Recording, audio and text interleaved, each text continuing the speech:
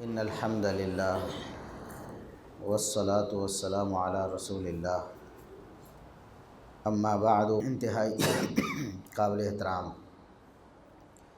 سامعین، اللہ رب العزت نے محمد صلی اللہ علیہ وسلم کو مبعوث فرمایا تاکہ آپ پوری کائنات والوں کو اللہ رب العزت کے عذاب سے ڈرائیں اور اللہ رب العزت کی نعمتوں کی خوشخبری دیں۔ آپ صلی اللہ علیہ وسلم خاتم النبیین والمرسلین ہیں، چنانچہ تمام انسانوں کی طرف آپ مبعوث ہوئے اور تا قیامت آپ کی نبوت اور رسالت جاری رہے گی۔ دنیا کا کوئی خطہ آپ صلی اللہ علیہ وسلم کی نبوت اور رسالت سے باہر نہیں، اور دنیا کا کوئی انسان ایسا نہیں جس کے لیے آپ صلی اللہ علیہ وسلم کی اطاعت و فرمانبرداری کرنا لازم نہ ہو۔ آپ صلی اللہ علیہ وسلم کی اطاعت غیر مشروط، یعنی کوئی صورت ایسی نہیں جس میں محمد الرسول اللہ صلی اللہ علیہ وسلم کی اطاعت لازم نہ ہو۔ غیر مشروط اطاعت ہر مسلمان کے لیے فرض ہے۔ بہت سے لوگ آج اس طرح کی باتیں کرتے نظر آتے ہیں، جی فلاں حدیث جو ہے وہ بڑی عجیب ہے، فلاں حدیث وہ تو ہماری عقل میں ہی نہیں آ رہی، ہمیں سمجھائیں جی ایسا کیسے ہو سکتا ہے۔ یاد رکھیں کہ شریعت کے بہت سے احکام اللہ رب العزت نے صرف اس لیے نازل کیے کہ اس طرح کے جو بڑے سیانے ہیں نا، لاجک والے، عقل پرست، اپنے آپ کو بڑا دانشور سمجھنے والے، تاکہ اللہ رب العزت ان کو مومنوں سے ممتاز کر دے، عقل پرستوں کو اطاعت فرمانبرداری کرنے والوں سے ممتاز کر دے۔ بہت سے احکامات اللہ رب العزت نے نازل ہی اس لیے فرمائے۔ بہت سے حکم ایسے ہیں جو بہت سے لوگوں کی سمجھ میں نہیں آتے، لیکن ہم چونکہ کلمہ پڑھنے والے ہیں، اللہ رب العزت اور رسول اللہ صلی اللہ علیہ وسلم کا، اللہ کی وحدانیت اور محمد الرسول اللہ صلی اللہ علیہ وسلم کی اطاعت، نبوت اور رسالت کا، لہٰذا ہم پہ لازم ہے کہ ہم آپ صلی اللہ علیہ وسلم کی ہر بات کو، آپ کی ہر تعلیم کو بلا چوں چراں تسلیم کریں، بغیر اپنی عقل استعمال کیے، بغیر یہ سوچے کہ ہمیں سمجھ میں آتی ہے کہ نہیں۔ اگر کوئی شخص یہ پیمانہ بنائے کہ مجھے جو بات سمجھ آئے گی دین کی تو میں مانوں گا، جو سمجھ نہیں آئے گی تو میں ماننے سے انکار کر دوں گا، تو ایسا شخص اللہ رب العزت کی نظر میں کافر منافق تو ہو سکتا ہے، مومن مسلمان نہیں ہو سکتا۔ وہ کہتا ہے جی چند چیزیں مجھے سمجھ آتی ہیں اور چند نہیں آتی، جو سمجھ آتی ہیں میں مانتا ہوں، جو سمجھ نہیں آتی وہ نہیں مانتا۔ جو اس کو سمجھ آئی ہیں اس کو وہ ماننے کی بھی ضرورت نہیں، وہ اپنی دانشوری اور اپنی عقل، اپنی لاجک اپنے پاس رکھے، اللہ رب العزت کو اس کی اس عقل کی کوئی ضرورت نہیں۔ عقل اللہ رب العزت نے دی ہے وحی کے تابع کرنے کے لیے، وحی کے مطابق عمل کرنے کے لیے اللہ نے عقل دی ہے، اس لیے نہیں کہ وحی کے اوپر اس کو حاکم بنا دیا جائے کہ میری عقل مانے گی تو میں وحی کو مانوں گا، نہیں مانے گی تو نہیں مانوں گا۔ عقل کی مثال اللہ رب العزت کی وحی کے سامنے یا اس کے مقابلے میں ایسے ہی ہے جیسے ہماری بصارت ہے۔ اللہ رب العزت نے ہمیں آنکھیں عطا فرمائی ہیں، لیکن آنکھیں دیکھتی تب ہیں، ہر آنکھ دیکھ نہیں سکتی، چاہے اس کے اندر بینائی موجود بھی ہو۔ اور ہر وقت آنکھ دیکھ نہیں سکتی، ہر وقت ہماری بینائی تو موجود ہوتی ہے کہ کیا ہم ہر وقت دیکھتے ہیں؟ ہماری بینائی کو بھی کام کرنے کے لیے ایک بیرونی چیز کی ضرورت ہے جس کو روشنی کہتے ہیں۔ اس روشنی کے بغیر ہماری بینائی کام کر سکتی؟ ہم حالانکہ بینا ہیں، ہمیں اللہ رب العزت نے آنکھیں دی ہیں، آنکھیں کام بھی کرتی ہیں، لیکن تب کام کرتی ہیں جب روشنی موجود ہوتی ہے، خارجی روشنی۔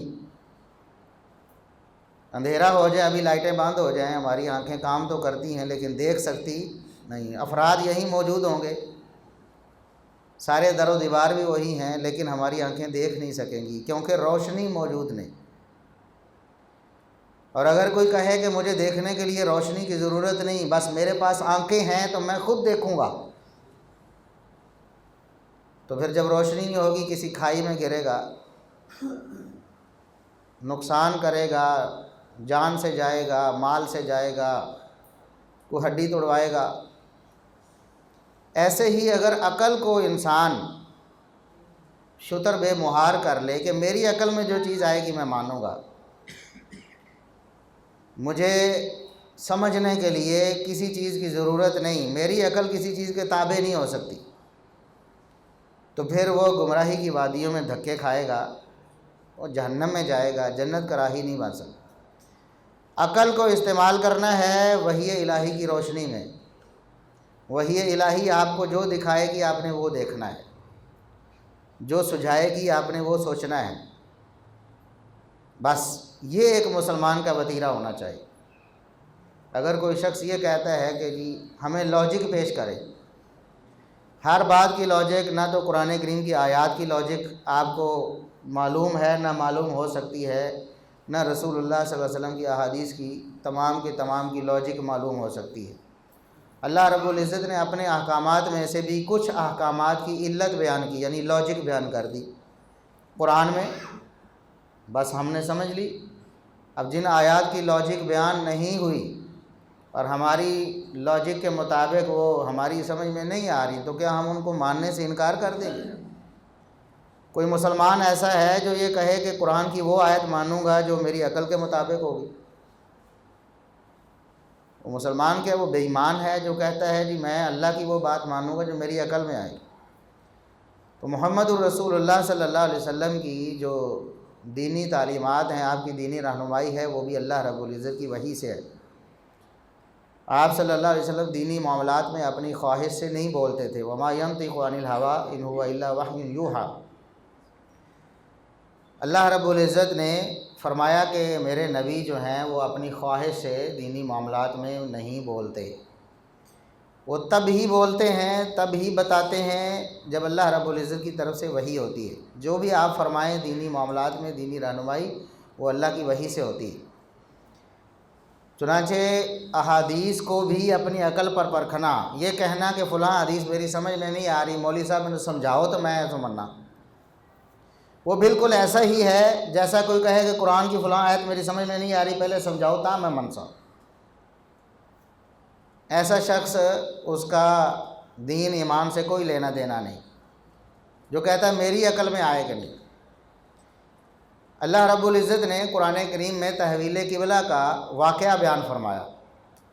قبلہ پہلے بیت المقدس تھا، جب مدینہ منورہ میں رسول اللہ صلی اللہ علیہ وسلم ہجرت کر کے تشریف لے گئے تو 16 یا 17 مہینے بیت المقدس کی طرف رخ کر کے آپ صلی اللہ علیہ وسلم نمازیں پڑھتے رہے، صحابہ بھی نمازیں پڑھتے رہے بیت المقدس کی طرف رخ کر کے۔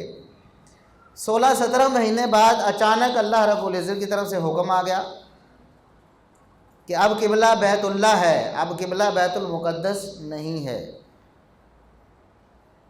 اب کچھ ایسے تھے عقل پرست، دانشور، ہمارے دور میں تو ان کو دانشور کہتے ہیں، عقل پرست، لاجک والے، انہوں نے کہا ما ولاہم عن قبلتہم التی کانوا علیہا، ہمیں اس کی لاجک دیں جی،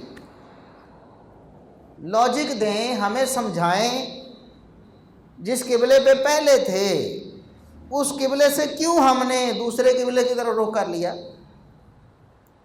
اگر یہ قبلہ درست تھا جو اب بتایا گیا تو پہلے قبلے کی طرف کیوں رخ کیا، بیت المقدس کی طرف کیوں رخ کیا؟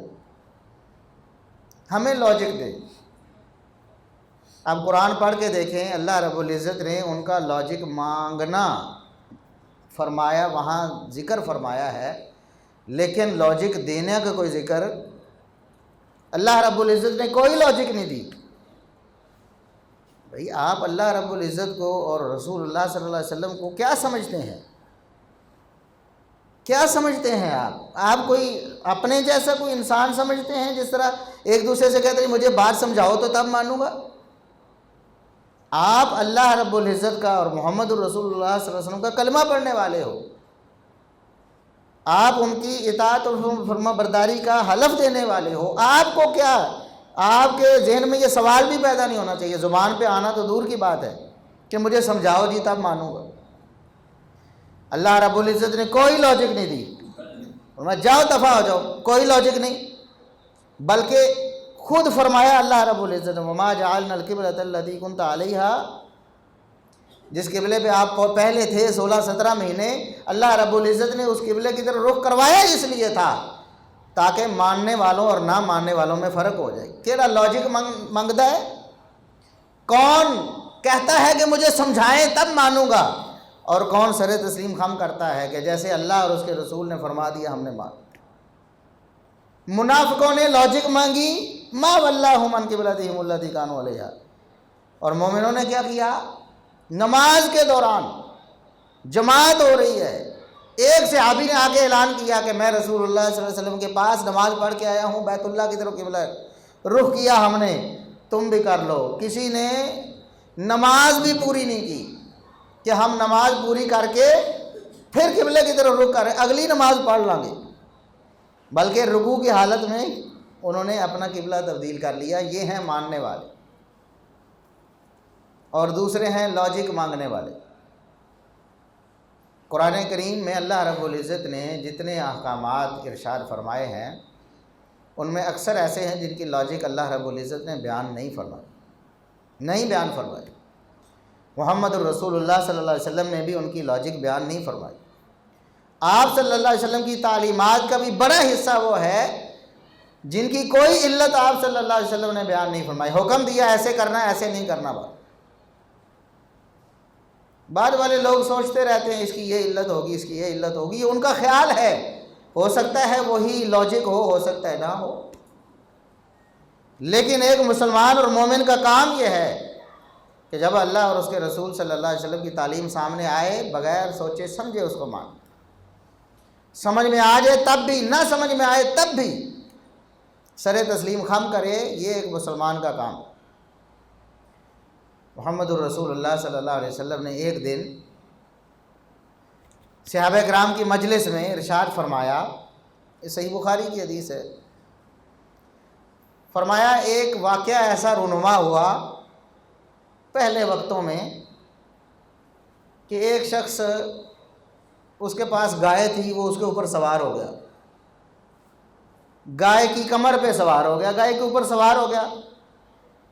گائے نے بول کر کہا لم اخلق لہذا، ایسے اس نے پیچھے دیکھا اس کی طرف، اس نے کہا مجھے اللہ نے اس لیے پیدا نہیں کیا، مجھے تو اللہ نے پیدا کیا کھیتی باڑی کرنے کے لیے، ہل چلانے کے لیے، مجھے اللہ نے اپنے اوپر سواری کے لیے پیدا نہیں کیا۔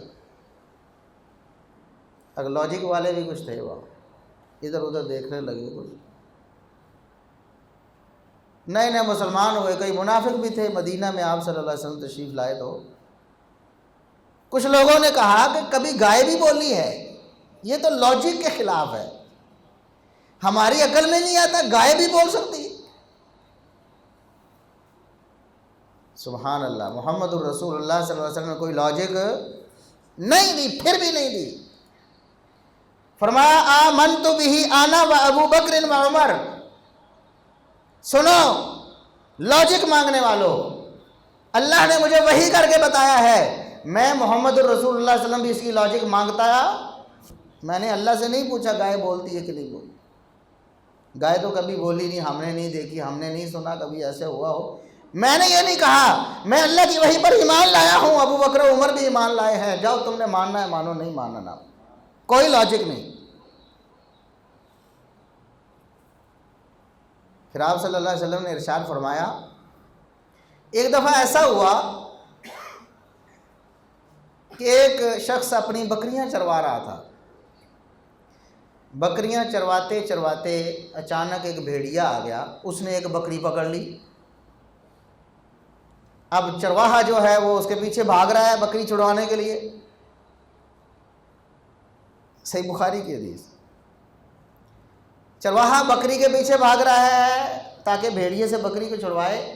تو بھیڑیا اس کو کہتا ہے کہ آج تو تم چھڑوا رہے ہو بکری، ایک دن ایسا آئے گا جب میرا راج ہوگا، بکریوں کا چرواہا میرے علاوہ کوئی نہیں ہوگا، یعنی بکریاں میرے ہی سپرد ہوں گی، میں جتنی چاہوں گا پھاڑ کھاؤں گا.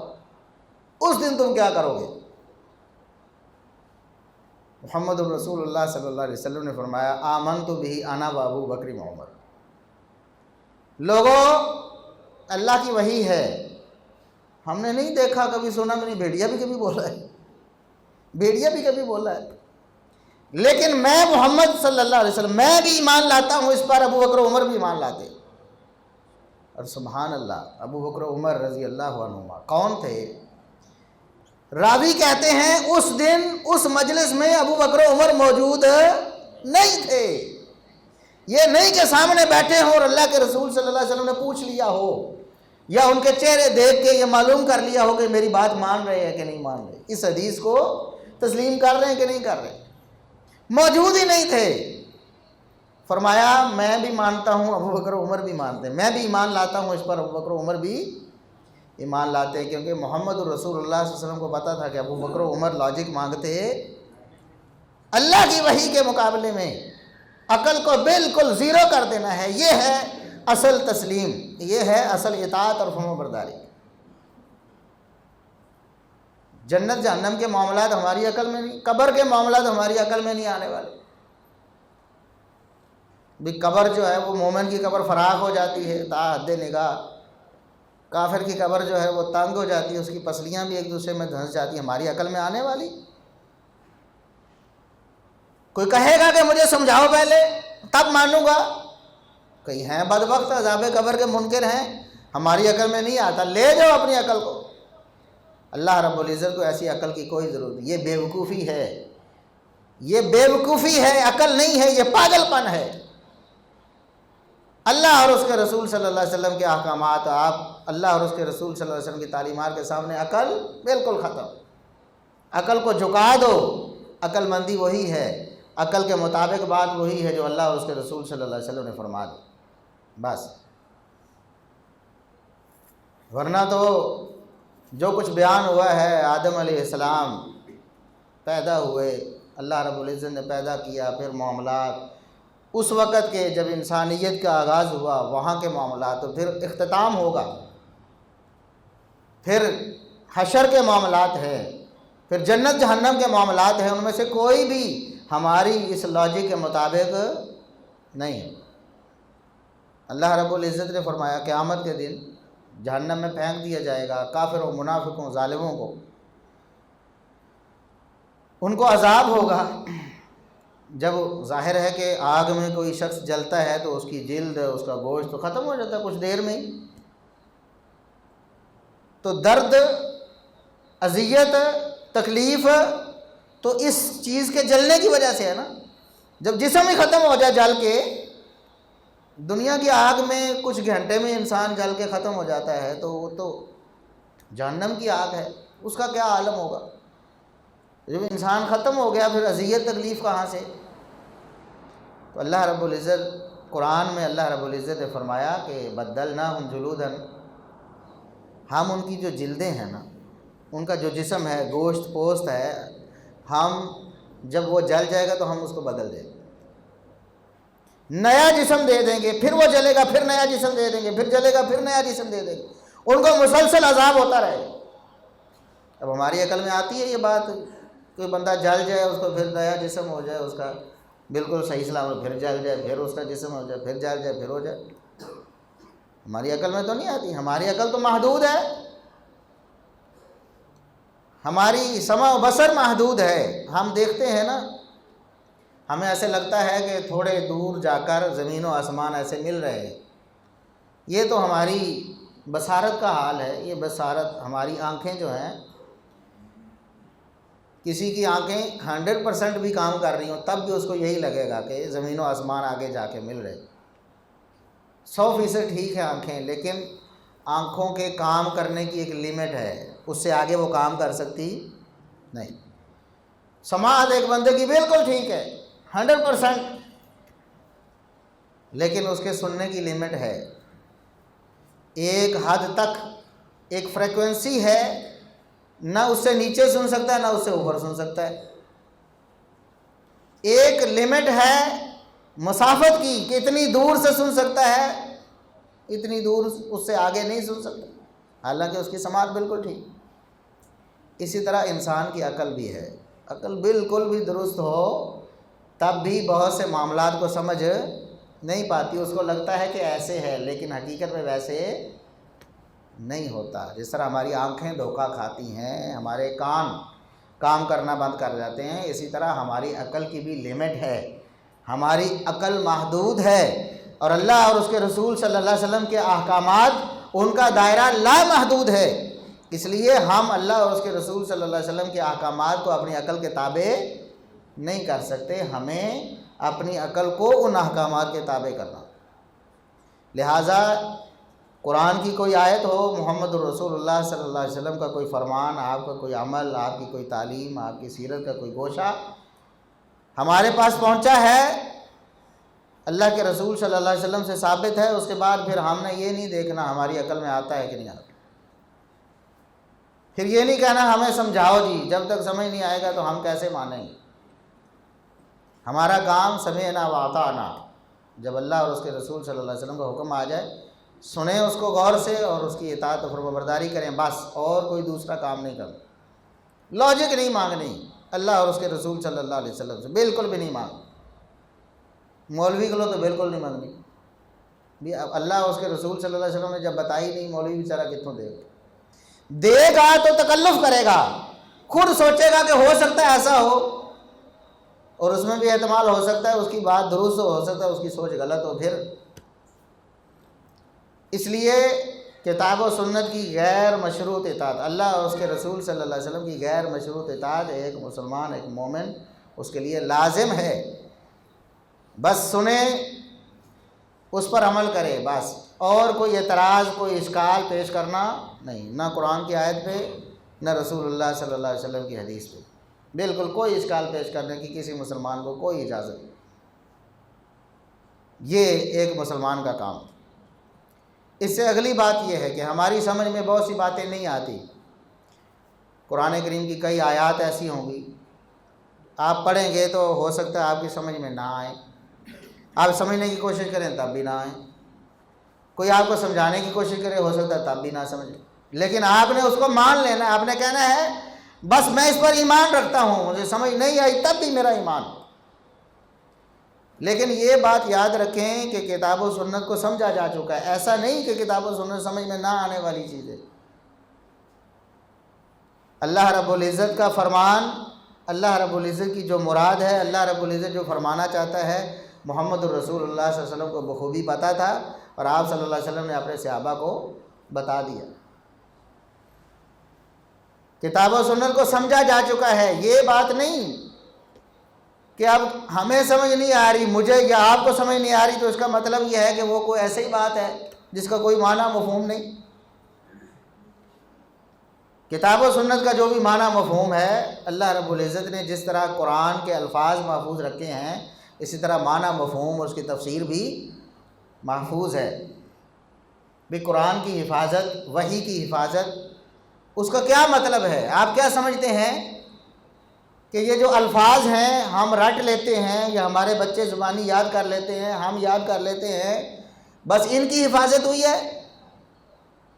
معنی مفہوم جدھر کو جس کا دل چاہے لے جائے. یہ آپ کو پتہ ہے نا، ایک لفظ کے کئی کہ ہمارے اردو میں ایک لفظ کے کتنے معنی ہوتے ہیں کہ نہیں؟ اور بس اوقات کسی کو غلط فہمی بھی ہو جاتی ہے سن کر، وہ بعد میں کہتا ہے یار میرا مطلب یہ نہیں تھا. ایسے ہوتا ہے کہ نہیں؟ ایک لفظ کے کئی معنی ہماری اردو، ہماری پنجابی میں، انگلش میں ہوتے ہیں. عربی میں بھی ایک ایک لفظ کے کئی کئی معنی ہیں۔ تو قرآن کریم کی کسی آیت کو سمجھنے کے لیے کیا ہر شخص کو اجازت ہے کہ جس طرح مرضی جدھر مرضی کھینچ کے لے جائے؟ وہ کہے کہ جی مجھے یہ سمجھ آتی ہے لہٰذا میں تو یہ سمجھتا ہوں، اسے یہ سمجھ آتی ہے، وہ یہ سمجھتا ہے۔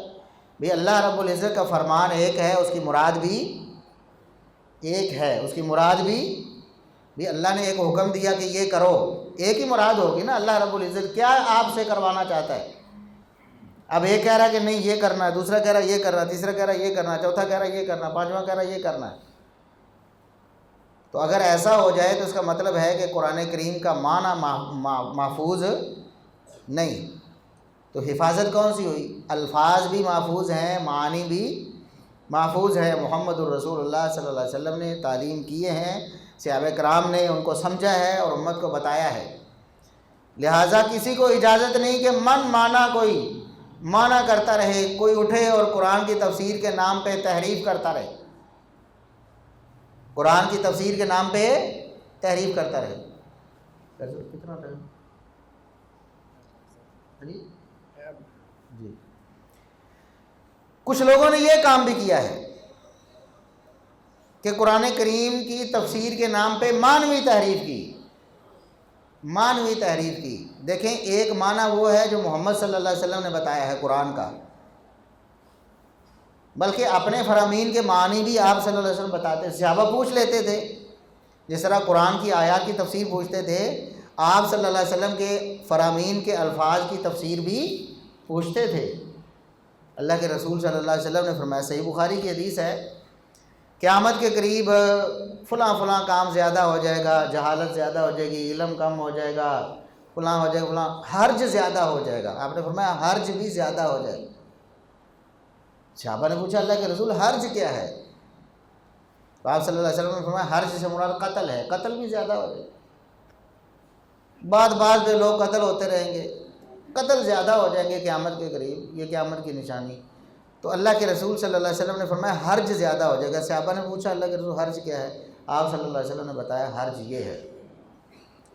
تو قرآن کی آیات کی تفسیر بھی محمد صلی اللہ علیہ وسلم صحابہ کو بتاتے تھے، اور اپنے فرامین کی تفسیر بھی جب ضرورت ہوتی صحابہ پوچھتے تو آپ صلی اللہ علیہ وسلم بتاتے تھے۔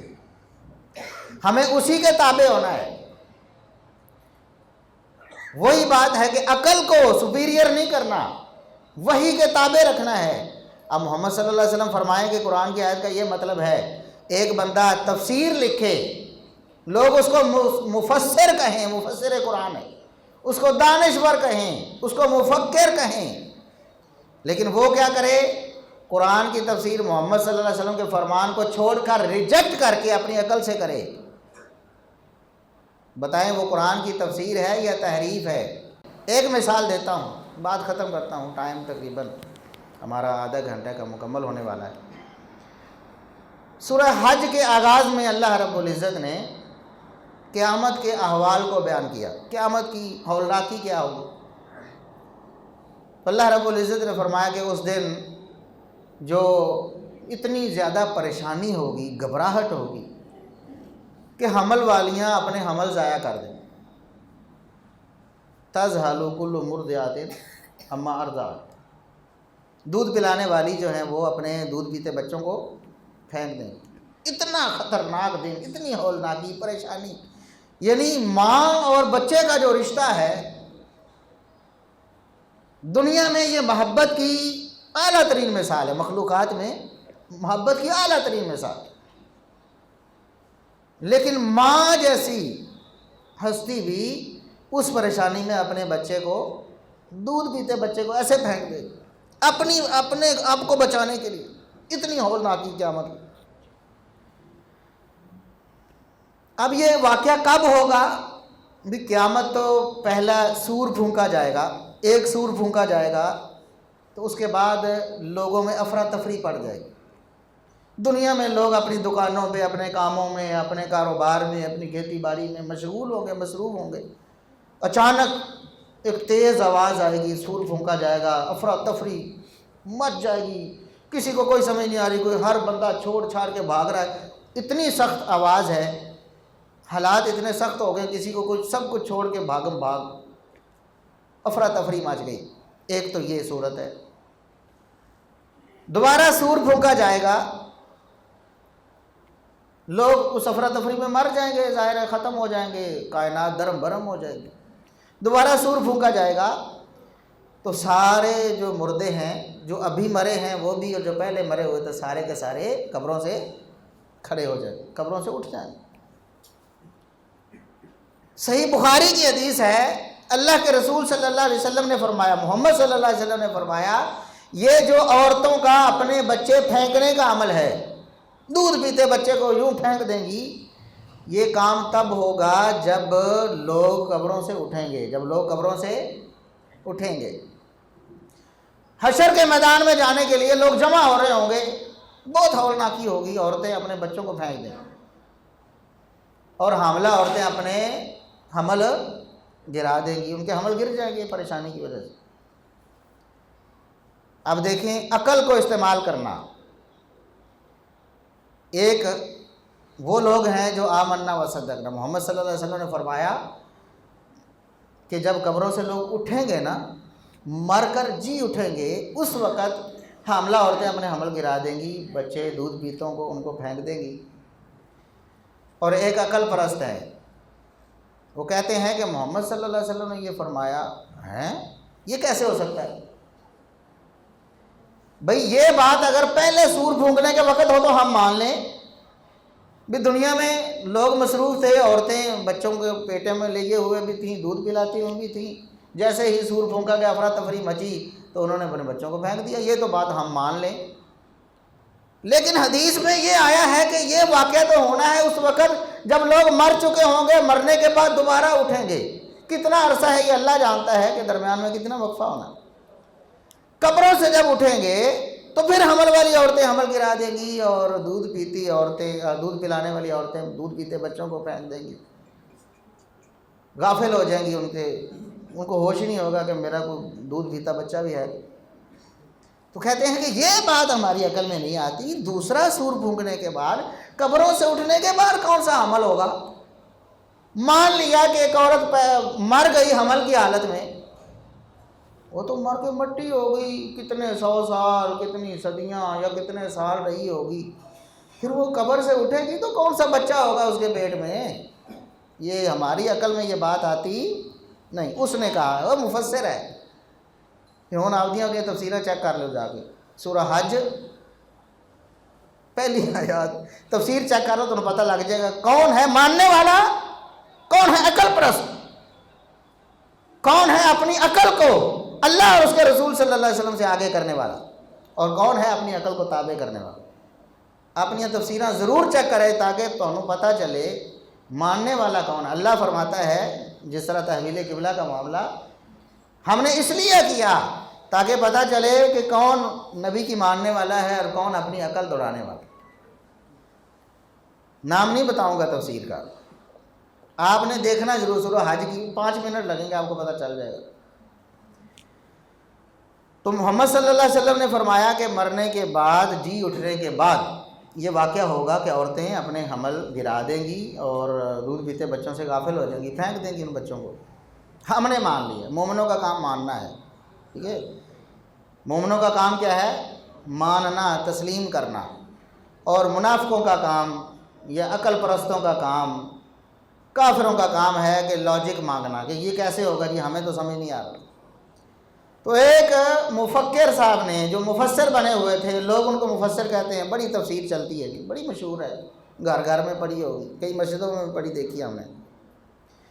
انہوں نے کہا کہ ایک صحیح حدیث میں ہے، بخاری کا نام لیتے تو پتہ چل، ہر بندے کو پتہ تھے، لوگ تو پیچھے پڑ جاتے بھی، بخاری کا انکار کر رہے۔ اصح الکتب بعد کتاب اللہ، سب کو پتہ ہے نا، کتاب اللہ کے بعد سب سے صحیح ترین کتاب صحیح بخاری، اس لیے دھاندلی کرتے ہوئے صحیح بخاری کا نام نہیں لیا۔ کہا مفسر صاحب نے ایک صحیح حدیث میں یہ ہے کہ یہ دوسرے سور پھونکنے کے بعد، جی اٹھنے کے بعد ہوگا، لیکن ایک جھوٹی ضعیف روایت میں ہے، یعنی جو نبی صلی اللہ علیہ وسلم سے ثابت نہیں، کسی کی بنائی ہوئی بناوٹی روایت میں ہے کہ یہ پہلے سور پھونکنے کے بعد ہے، لہٰذا میں صحیح حدیث کو رد کرتا ہوں، جو میری عقل میں آتی ہے نا من گھڑت روایت، اس کو میں مانتا ہوں۔ کہا کیا کہ دوسرا سور پھونکنے کے بعد، قبر سے جی اٹھنے کے بعد کون سا حمل ہوگا، کون سا دودھ ہوگا جو کوئی پلا رہی ہوگی؟ عقل کے اندھو، پھر تو ساری شریعت کا انکار کر دو، جنت جہنم کا انکار کر دو، تمہاری عقل میں کون سی بات آتی ہے؟ اس میں سے کون سی بات آتی ہے؟ قیامت کے تو سارے حالات ہی میزان لگایا جائے گا، ترازو میں تولا جائے گا، دسو ہمارے قول کے یہ بھی تولے جائے، دنیا میں تول سکتا ہے کوئی؟ اپنے اقوال گلاں نو تول کے وہاں یا آپ نے جو عمل کیا صبح سے لے کر شام تک وزن کر کے دکھاؤ، دنیا میں ہو سکتا ہے وزن؟ کئی عقل پرستوں نے انکار کر دیا، کہتے نہیں اسے مراد وہ ہے، اسے مراد وہ ہے، ترازو کیسے ہو سکتا ہے؟ جی گلاں دا بھی کوئی وزن ہوتا، عملاں دا بھی کوئی وزن ہوتا۔ تو اس عقل پرست نے کیا کہا؟ اس نے کہا کہ یہ میری عقل میں نہیں آتی، اس لیے میں اس حدیث کو مانتا نہیں۔ نعوذ باللہ، یہ قرآن کی تفسیر ہو رہی اے جی تفسیراں ساڈے لوگ پڑھتے پھرتے ہیں، تو پھر دیکھو پھر وہ جائی عمل کرنا ہے عقل پرست۔ جبکہ محمد صلی اللہ علیہ وسلم نے یہ تو کئی فرامین ہیں آپ صلی اللہ علیہ وسلم، صحیح بخاری میں دوسری حدیث آپ صلی اللہ علیہ وسلم نے میں قیامت کے دن ایک شخص فوت ہوا احرام کی حالت میں، حج و عمرہ کرتے ہوئے جو فوت ہو اس کو احرام کی حالت میں ہی اس کو کفن نہیں دینا، احرام کی حالت میں ہی اس کو دفن کرنا ہے۔ قیامت کا دن ہوگا، تلبیہ کہتا ہوا کھڑا ہوگا، لبیک اللہم لبیک۔ کتنی صدیاں گزر گئی، سینکڑوں ہزاروں سال گزر گئے، ایک بندہ فوت ہوا، بتاؤ قبر میں اس کا جسم مٹی سے مٹی ہو گیا، اٹھ کے کیڑا تلبیہ پڑھتا؟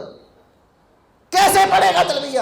جو اللہ قادر ہے اس کی زبان پہ اتنی صدیوں بعد تلبیہ لانے پہ، وہ اللہ کسی حاملہ عورت کے پیٹ میں بچہ قبر سے اٹھنے کے بعد رکھنے پہ قادر نہیں؟ ہمارے نبی محمد صلی اللہ علیہ وسلم نے فرمایا ایک شہید ہے دنیا میں گردن کٹا کے گیا ہے، جان دے کے خون دے کے اللہ رب العزت کے دربار میں شہادت کی موت مرا ہے، قیامت کا دن ایسا ہو اسے غسل نہیں دینا، تم نے غسل نہیں دینا، اسی خون میں لت پت اس کو دفن کر دو، شہید مارکہ کو۔ فرمایا قیامت کے دن ہوگا، ہزاروں سال بعد، صدیوں بعد قبر سے اٹھے گا، وہ خون اسی طرح اس کے جسم سے بہہ رہا ہوگا جس طرح وہ شہید ہوا تھا۔ بتاؤ عقل پرستو، اس کا بھی انکار کر دو، محمد صلی اللہ علیہ وسلم کی نبوت کا تم نے انکار کر دیا، ظالمو۔ عقل کہتے ہو ہماری عقل میں نہیں آتی، بتاؤ تمہاری کون سی لاجک کے مطابق اتنی صدیوں بعد اس کا خون بھی تازہ بتازہ؟ اللہ کے رسول صلی اللہ علیہ وسلم فرماتے ہیں یہ نہیں کہ کوئی ویسے کوئی اس وقت کوئی خون لگ جائے گا یا اللہ رب العزت کو نیا خون لگا دیں گے، فرمایا اس کا رنگ بھی وہی خون جو کیا دنیا میں بہا کے گیا، وہی خون وہی ہوگا، لیکن خوشبو اللہ رب العزت کستوری کی کر دے۔ اس لیے یاد رکھنا، کتاب و سنت کا معنی مفہوم اللہ کے رسول صلی اللہ علیہ وسلم نے جو بتا دیا، صحابہ کو جو سمجھا دیا، ہم نے اس سے آگے بڑھنا نہیں، وہی سمجھنا ہے۔ اللہ کے رسول صلی اللہ علیہ وسلم نے جو فرما دیا غیر مشروط طور پر اسے قبول کرنا ہے، یہ ہے دین ایمان۔ اس کے علاوہ اس کو منافقت کہیں، اس کو کفر کہیں، جو مرضی کہہ دیں، اسلام نہیں ہو سکتا، دین نہیں ہو سکتا۔ ایسی تفسیر کو اب تحریف کہیں، جو مرضی کہیں، قرآن کی تفسیر نہیں ہو سکتی۔ یاد رکھنا سورہ حج 17ویں پارے میں ہے سورہ حج، جا کے ضرور اس کی پہلی آیت کی تفسیر آپ نے پڑھنی ہے، جس تفسیر میں یہ لکھا ہو نا کہ یہ حدیث جو صحیح ہے، صحیح بخاری کی حدیث جو میں نے سنائی، یہ مجھے صحیح نہیں لگتی، یہ میری عقل میں نہیں آتی، وہ بات میری عقل میں آتی کہ پہلا سور پھونکنے کے بعد ایسا ہوگا، اس تفسیر کو سائڈ پہ رکھ دو، انہوں پھر پڑھنا نہیں کچھ، کیونکہ وہ تحریف ہے، تفسیر نہیں ہے۔ اللہ رب العزت سے دعا ہے کہ اللہ رب العزت ہمیں اللہ اور اس کے رسول صلی اللہ علیہ وسلم کے احکامات پر بغیر سوچے سمجھے عمل کرنے کی، ایمان لانے کی توفیق عطا فرمائے۔ سبحان ربک رب العزت عما یصفون وسلام علی المرسلین والحمد للہ رب العالمین۔